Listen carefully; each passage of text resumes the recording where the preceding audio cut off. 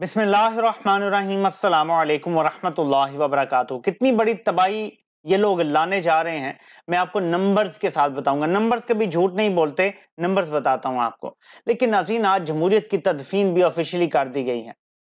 मैं आपको ये सीन दिखाता हूं।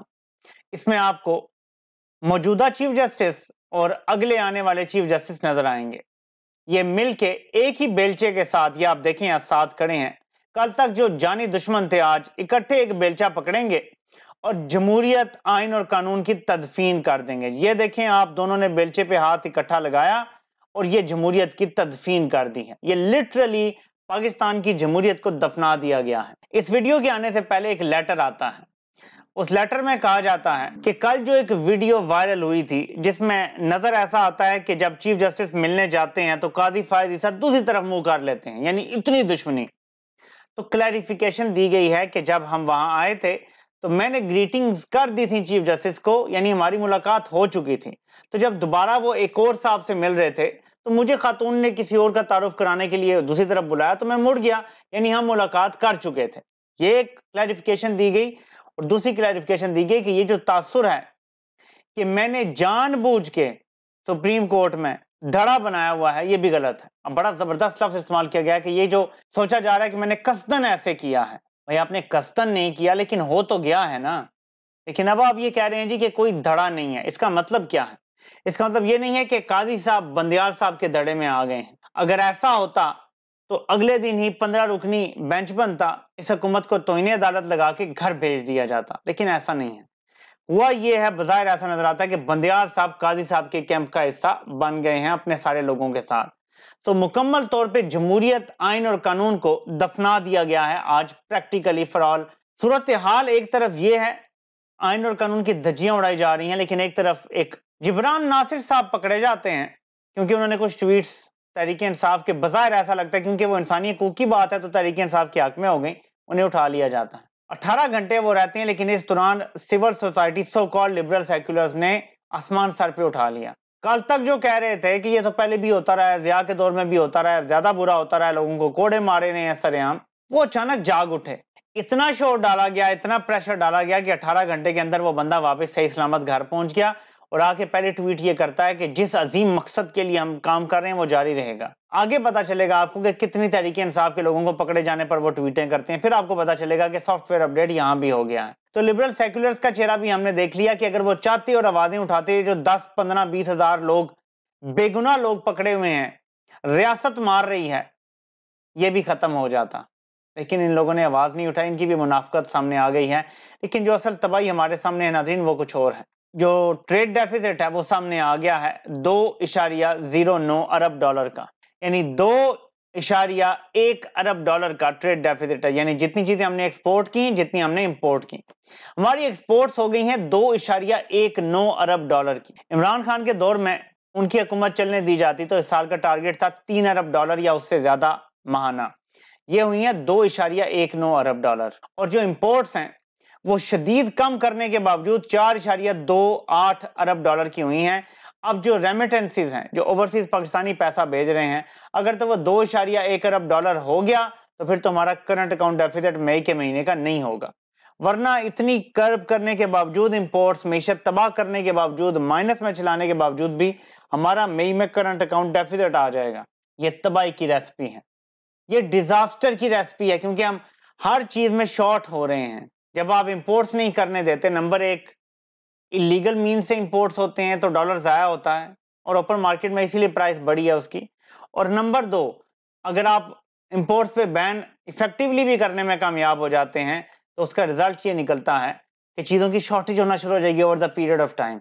चीजें और मजीद महंगी होना शुरू हो जाएंगी जब कम होती हैं। तो ये एक तो रेसिपी ऑफ डिजास्टर है। लेकिन नंबर्स क्या कहते हैं? हफीज पाशा, जो नून लीग के लिए नरम गोशा रखते हैं, जिनकी अहलिया नून लीग की माशी टीम का हिस्सा है, वो ये कहते हैं कि जो हमने कर्ज की किस्तें अदा करनी है वो हमारी टोटल महसूलात से ज्यादा होंगी। यानी सस्टेनेबल नहीं रहेगा पाकिस्तान के लिए चलना इस तरह। 10 करोड़ लोग खते गुर्बत से नीचे हैं इस वक्त। हालात ये हैं, हमारी जो बेरोजगारी है वो 11% से ऊपर चली गई है। हर फिगर तबाही की दास्तान रकम कर रहा है। ऐसे में गोल एक ही है अब तक कि जी इक़्तिदार से हमने चिपके रहना है। ताकतवर लोगों का भी एक ही गोल है कि इक़्तिदार से हमने चिपके रहना है। کسی کو ایکسٹینشن کی فکر ہے، کسی کو اگلے 5 سال کی حکومت کی فکر ہے، کسی کو اپنے NRO بچانے کی فکر ہے، کسی کو لنڈن ڈیل کی فکر ہے. ہر بندہ اپنی اپنی سوچ رہا ہے، ملک کا کوئی نہیں سوچ رہا. وہ ایک بندہ جس نے شروع سے ملک کا سوچا اور کہا الیکشن کروا لیں اور عوام کو فیصلہ کرنے دیں. اور میں تھوڑا سا پیچھے جا کے یاد دہانی کروا دوں کہ کچھ لوگوں کو یہ لگتا ہے کہ عمران خان نے اس لیے الیکشن کا کہا تھا کہ ان کی پاپولیرٹی بڑھ گئی اور انہیں پتا تھا وہ جیت جائیں گے. نہیں جناب، یہ جھوٹ ہے. 3 اپریل کو جب عمران خان نے اسمبلی توڑی تھی تو عمران خان کی مقبولیت وہ نہیں تھی جو اب ہے. تب الیکشن ہوتے بڑا ٹف مقابلہ ہوتا، کوئی بھی جیت سکتا تھا، بہت ٹف مقابلہ ہونا تھا. کیونکہ اس سے پہلے جتنے بائی الیکشن ہوئے تھے زیادہ تر PDM جماعتیں مل کے جیت رہی تھیں. صرف کیا ایک ہفتے کے بیانیے سے عمران خان نے انہیں ہرا دینا تھا؟ ایسا نہیں ہونا تھا. اور بیانیہ بننا بھی نہیں تھا. بیانیہ بنا جب رات کو عدالتیں کھلوائی گئیں، جب فیصلہ ریورس کیا گیا اسپیکر کا، جب رات کو پریزن وینز آئیں، تب بیانیہ بنا. کیونکہ سچ ہو گیا، لوگوں کو نظر آ گیا کہ یہ تو کون ہے اس کے پیچھے. لوگوں کا نام سٹاپ لسٹ میں ڈالا گیا، شہباز شریف کا کیس ختم کیا گیا، ارشد شریف کو شہید کیا گیا، لوگوں پہ تشدد ہوا، عمران ریاض خان ابھی غائب ہیں. تو بیانیہ تو تب بنا جب سب کچھ پریکٹیکل لوگوں نے دیکھا کہ اصل میں کون تھا اس کے پیچھے. 3 اپریل تک عمران خان کے پاس کوئی بیانیہ نہیں تھا. ایک پولیٹیکل چال تھی کہ ہم اسمبلی توڑ دیتے ہیں اور یہ رد ہو جائے گا ووٹ آف کانفیڈنس، اور ہو گیا تھا. اگر عدالت آرٹیکل 69 کا پاس کرتی تو ملک آج جس بحران سے گزر رہا ہے اس سے نہ گزرتا، ملک سٹیبل ہو جاتا. مئی جون میں الیکشن ہو جاتے، بجٹ بھی نئی حکومت دیتی، IMF کا پروگرام بھی بحال ہوتا، نئی حکومت کے ساتھ وہ زبردست ڈیل کرتے اور نیا پروگرام بھی ابھی نیگوشیٹ ہو رہا ہوتا. اس سب کی وجہ وہ بنیاد بنا ہے جو رات کو عدالتیں کھلوا کے فیصلے کروائے گی اور سنڈے کو عدالتیں کھلوا کے فیصلے کروائے گے. آج تک ہم آپ پھنسے اور اب بندیال صاحب قاضی کے کیمپ میں بھی چلے گئے ہیں. تو جو ساری امیدیں تھیں کہ عدلیہ شاید کوئی سٹینڈ لے گی وہ ختم ہو گیا ہے بالکل. اب عوام پر ہے جو سانحہ ہونے جا رہا ہے. میں آپ کو وارن کر رہا ہوں. لوگ کہتے ہیں جی آپ ٹینشن دیتے ہیں، حالات آپ کو نظر نہیں آ رہے. میں تو آپ کو حقائق بتا رہا ہوں. یہ عوام پر ہے وہ کس طرح سٹینڈ لیتی ہیں. ایک موومنٹ آپ کو بتا دیتا ہوں. اکا دکا لوگ جب کھڑے ہوتے ہیں، اور میں یہ بات آپ کو 3-4 سال سے بتا رہا ہوں کہ مجھے تو ان کی گیمز نظر آ رہی تھی کہ کس طرح عمران خان کو کام نہیں کرنے دے رہے، کس طرح احتساب نہیں ہونے دے رہے، کس طرح ڈیلیں کر رہے ہیں. تب کوئی مانتا ہی نہیں تھا. موومنٹ چلائیں، ہر گھر کے اوپر تحریک انصاف کا جھنڈا لگا دیں کہ کتنوں کو پکڑیں گے. آپ ڈریں گے. ایک محلے میں ایک ہوگا نا تو یہ سختی کریں گے. ایک محلے میں اگر 100 گھر ہیں نا، کسی سوسائٹی میں 400 گھر ہیں، سب پہ جھنڈا لگاؤ کہ یہ کچھ نہیں کر سکتے، کیونکہ یہ کوئی جرم نہیں ہے، یہ کچھ کر نہیں سکتے. اس پر یا تو کوئی جرم ہو نا، زبردستی جھنڈا ہی اتروا سکتے ہیں نا، کچھ بھی نہیں کر سکتے. یہ اگر سب نے کیا ہو، ایک کر لیں، کوئی بدماشی نہ کرنے دیں کسی کو. اب دیکھیں گے موومنٹ چل پڑے گی. ایک گاڑی پہ یہ جھنڈا دیکھتے ہیں نا، اس گاڑی کو روکیں گے، جھنڈا اتروائیں گے، شیشہ توڑ دیں گے. جب سب لگا لیں گے اپنی گاڑیوں پہ، کچھ بھی نہیں کر سکتے. یہ عمران خان کا نام، عمران خان کی تصویر، ان کا منشن تک ہلکا سا کسی بھی انداز میں یہ میڈیا پہ بین کرتے ہیں. ہر بندہ گاڑیوں پہ لگا لے، موٹر سائیکلوں پہ ہیں تو جھنڈا لگا لیں. اور دیکھیں قوم کھڑی ہوتی ہے. جس طرح کا ظلم ہو رہا ہے، بربریت ہو رہی ہے، قوم کو کھڑا ہونا ہے، قوم نے سٹینڈ لینا ہے. جو 10,000 لوگ پکڑے گئے انہوں نے ہماری آزادی کا ٹھیکہ نہیں لیا ہوا. یہ ٹھیکہ سب کا ہے، کیونکہ آزادی ہماری ہے جس کی بات ہو رہی ہے. میں آپ کو پہلے بھی بتا چکا ہوں کہ اوورسیز پاکستانی صاحب ڈرتے ہیں کہ یار ہم نے بھی کوئی اکا دکا ٹویٹس کیا. جس نے اکا دکا بھی کوئی پوسٹ کی ہوئی ہے نا سوشل میڈیا پہ، کوئی لائک ہی کی ہوئی ہے کسی کی، وہ بھی ڈرے بیٹھے ہیں کہ یار یہ نہ ہو پاکستان جائیں تو ہمیں گرفتار کر لیا جائے. لوگ اپنوں سے بچھڑے بیٹھے ہیں، کوئی سال سے، کوئی 2 سال، کوئی 4 سال سے، وہ اب جا نہیں پا رہے. کیا اس ماحول میں پاکستان چل سکتا ہے؟ کیا ایسے پاکستان آگے بڑھ سکتا ہے؟ کہ یہ پاکستان کا خواب دیکھا تھا ہمارے اکابرین نے؟ کیا یہ علامہ اقبال کا خواب تھا؟ کیا اس لیے قائد اعظم نے اتنی جدوجہد کی تھی؟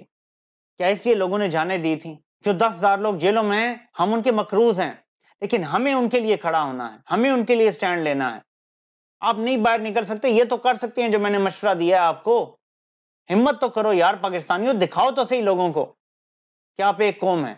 عمران خان تو بڑے دعوے سے کہتے تھے کہ مجھے خوشی ہے ہم ایک قوم بن گئے ہیں، لیکن واقعی اب پریکٹیکلی بن کے دکھانے کا بھی وقت آ گیا ہے. ہمیں سٹیپس لینے پڑیں گے، ورنہ اس ملک سے سب کچھ لپیٹ دیا گیا ہے. اگلے 8-9 سال اتنے ڈارک ہیں کہ لوگ ضیاء، مشرف، ایوب سب کا مارشل لا بھول جائیں گے جو پاکستان کا مستقبل نظر آ رہا ہے. سٹینڈ لینا پڑے گا. آپ سے انشاءاللہ پھر ملاقات ہوتی ہے. اللہ پاک آپ سب کا حامی و ناصر ہو. سب کی سننے کا بہت بہت شکریہ.